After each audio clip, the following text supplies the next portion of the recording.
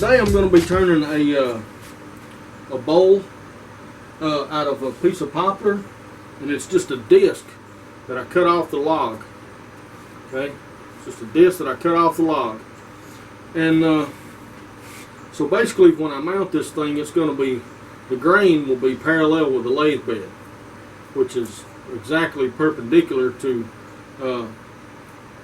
a traditional bowl turned on the lathe.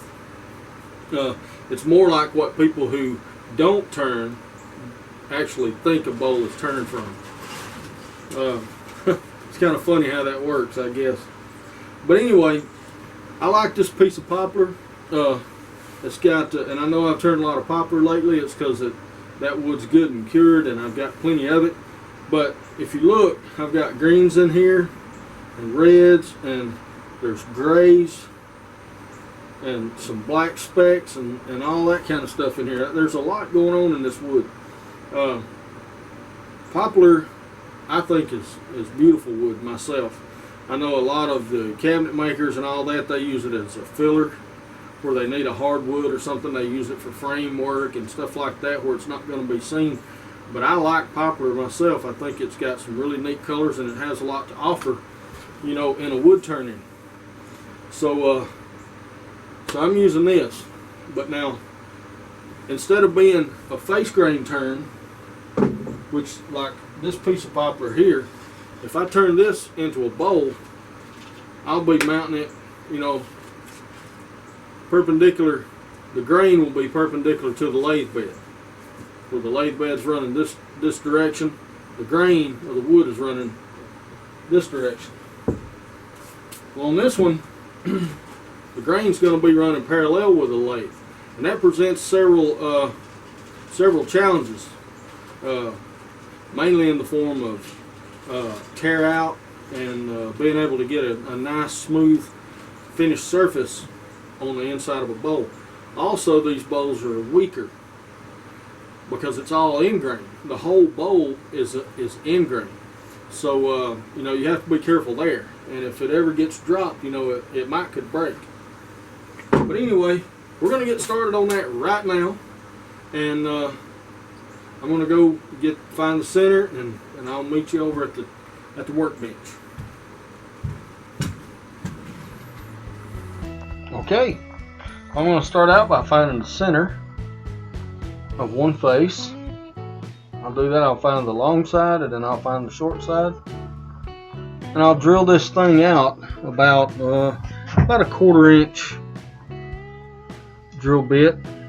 I'll use my centering jig there for centering up my face plate, and put in about 8 screws in there.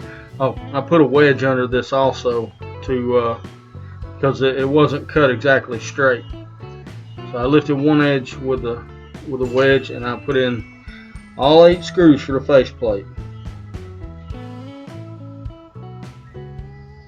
These were inch and 3/4 screws, so that you know, I'd get a good bite into the end grain. Make sure your tools are very sharp before you begin cutting end grain. You can see here, this is a piece of oak. I've just sharpened my tools, and you can see the little swirly shaving that just fell off. Tools good and sharp, ready to go. Alright, I'll just start truing up the bottom, and I'll get me a tenon started. You don't have to use your left hand to push with. As a matter of fact, it can actually throw your cut off. Just like old Captain 80 says, you should be pushing with the handle straight toward the wood, straight up the tool, and allow the tool to guide itself. Your left hand is just there to help control the tool when you're making curves and arcs like that. When you're making a straight cut, you really don't even need your left hand.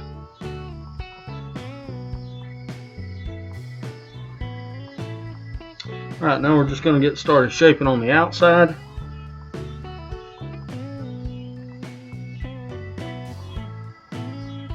Just going to work on trying to get a nice curve. And if you notice, I am cutting downhill on the outside of the bowl. I'm cutting from the outside diameter down to the inside diameter. This way I'm always cutting supported fibers from the wood.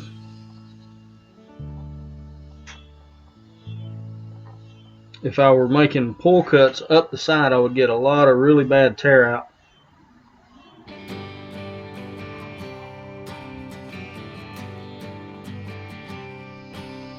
So this is just, it's actually just the opposite of a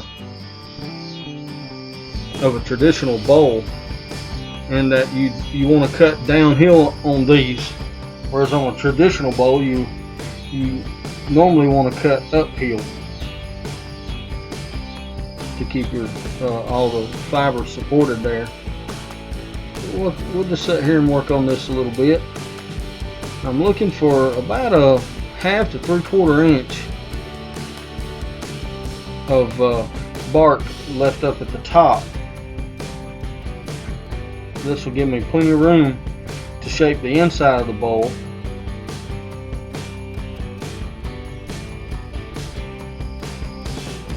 I'm just kind of shaping on the foot just a little bit. Form me up a foot there. I guess you can hear the July flies back here behind me. Cicadas. That's what my daughter calls them. I don't know what they're called. Alright, I got the tenon all trued up now, and I'll just take a little bit off the back.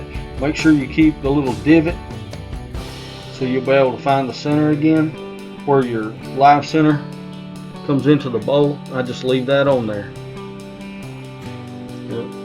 Remove my face plate, mount it in the chuck, and now I'll find my depth and mark it on my drill bit.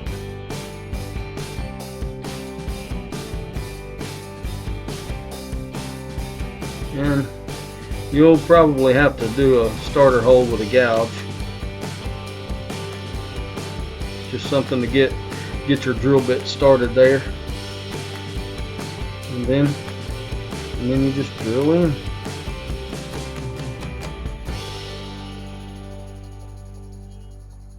Drill straight in. That's a 1/2 inch drill bit. Alright, now we just get to start facing this thing off, get the top true. Once I do that, I'll start roughing out the inside, which, if you notice, I'll make pulling cuts from the inside diameter to the outside diameter. This way, all my fibers that I'm cutting are supported by other fibers. If I were, as in a traditional bowl, if I came from the outside diameter down into the inside diameter like I'm doing right here, this is kind of a roughing out right here, but you'll see all my finishing cuts will be uphill. I always cut uphill to keep these fibers supported, and it gives you a much smoother cut.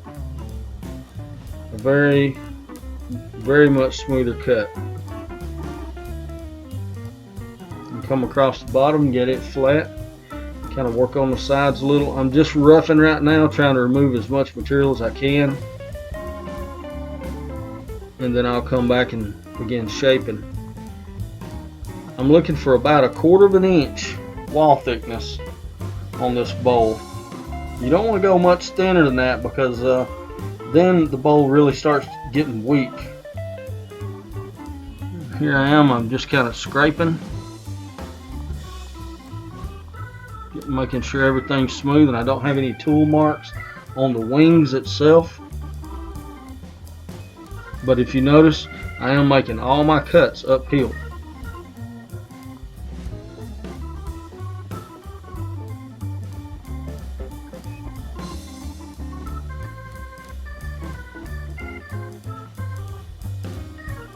It's just the reverse of a traditional bowl. Just the reverse.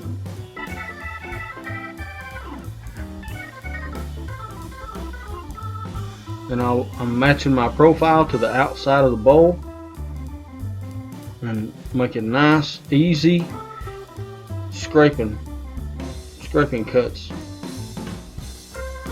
keeping everything smoothed down, really nice.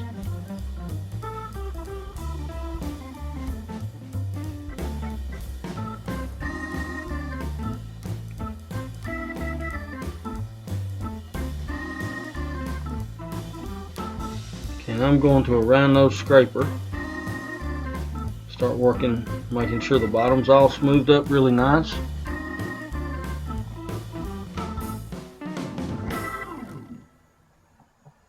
There we go, starting to look pretty good.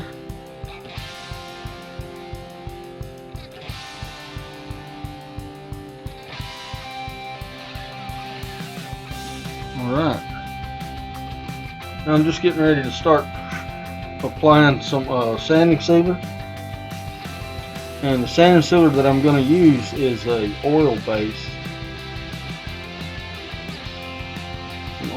sanding sealer.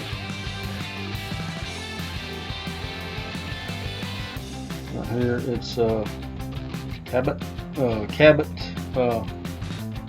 oil-based sanding sealer. And all I'm using it for is just to harden up all the fibers in here. It makes it a little bit easier to cut them off with good sharp tools. So I'll put this on, let it cure up, and then I'll come back and scrape it one final time before I sand.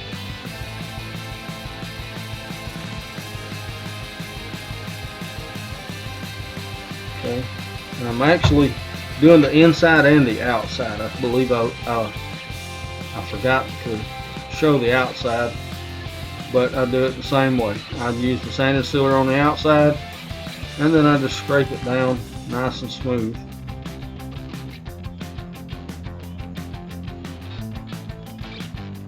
I use my bowl gouge, my 1/2 inch bowl gouge, scraping up the wings.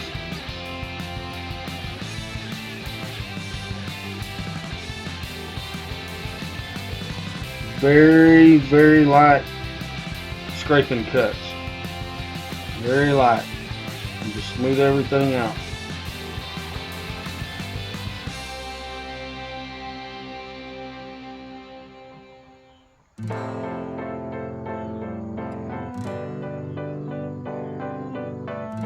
There we go.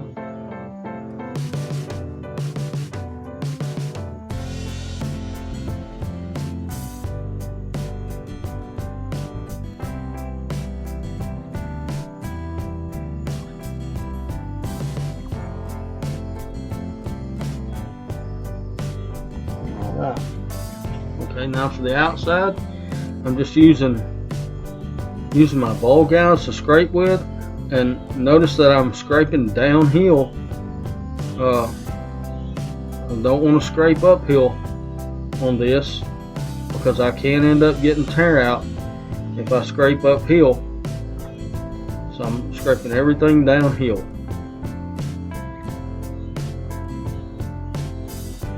Working on the foot just a little.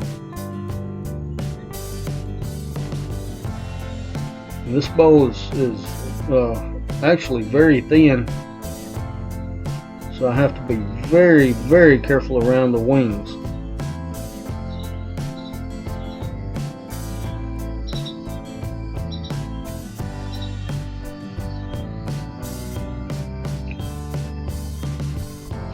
Alright then, I'm just going to burn around the rim with my propane torch.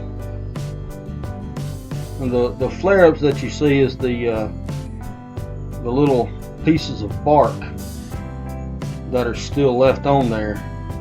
It's a very stringy type bark.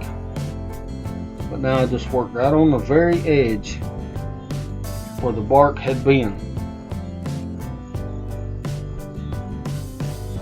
And keep my water bottle handy. I'll just use it to extinguish any smoldering that still may be going on. and I'll just kind of wipe it down or pat it dry with a paper towel. I want to keep that char right where it's at and not allow it to get down onto the wood itself. So I'm going back with my sanding sealer now, and that'll seal all that back in place.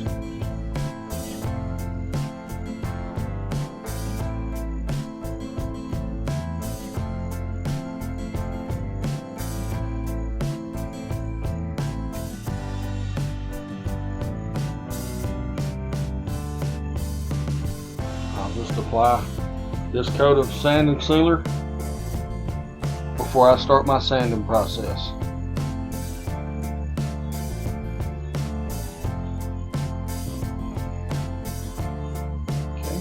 Now I'm sanding, and I'll sand this bowl up to 320 grit.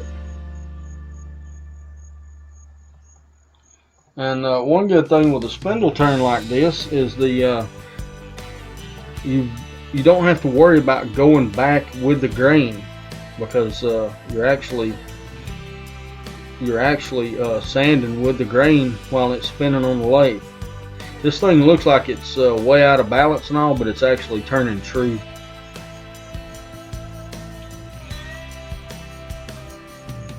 What's really neat about these turns is that they actually take the shape of the log, whatever shape the log was, and you know, very few logs are actually perfectly round. So this one turned out kind of an oval shape, and I really like it.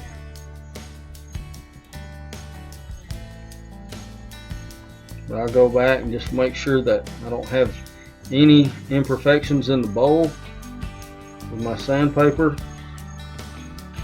and I'll sand up through 320 grit.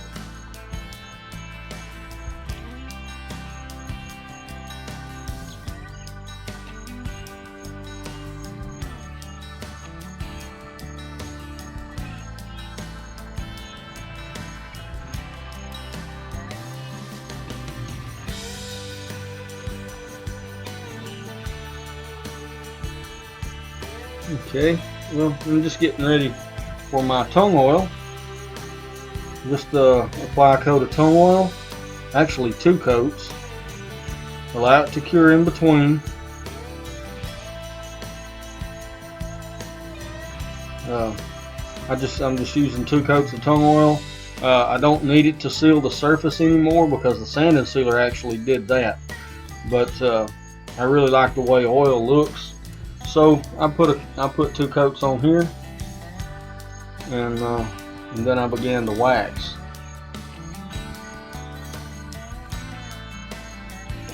Taking good care of that edge right there, the burnt edge. The oils and the sanding sealer lock those colors in place really nicely. Okay, now the tongue oil's cured up and all. I'm just going to apply 2 coats of Minwax finishing paste wax.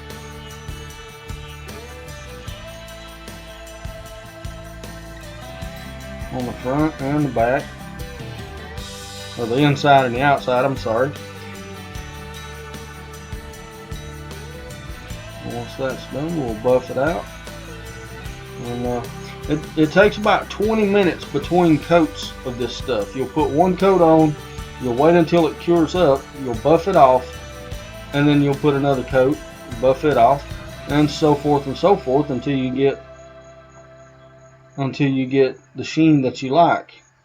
This bowl here, I use 2 coats, and this is my final buffing here.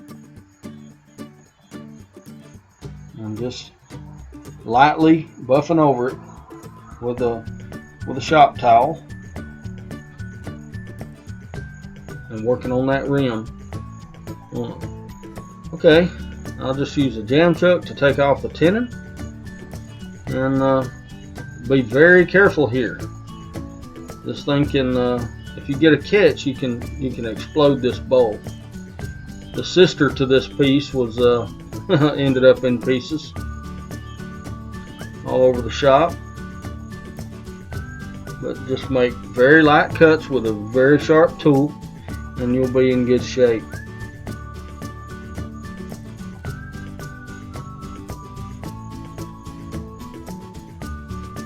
I'm just trying to concave the bottom just a little bit.